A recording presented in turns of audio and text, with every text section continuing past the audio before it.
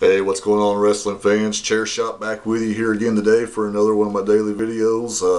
Today we're going to talk about the rumors going around of Vince McMahon and the WWE. Are they putting the screws down on TNA, trying to make things hard for them? I believe so. Rumor has it that WWE is going around, since TNA's announced that they're going to be going on the road.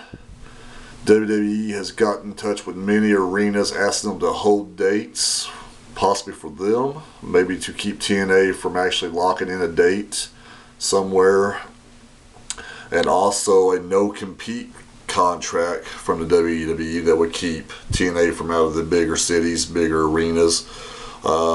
Is this the beginning of the end? I know TNA's been, been around a long time.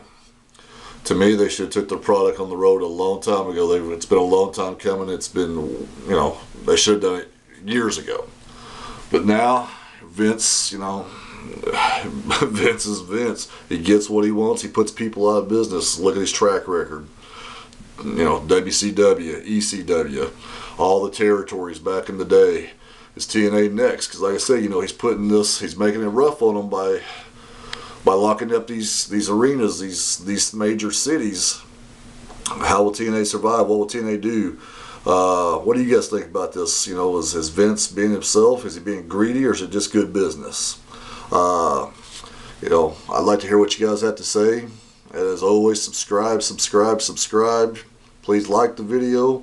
Let's hear your guys' opinions on this. What do you think? Vince being greedy, or is this good business?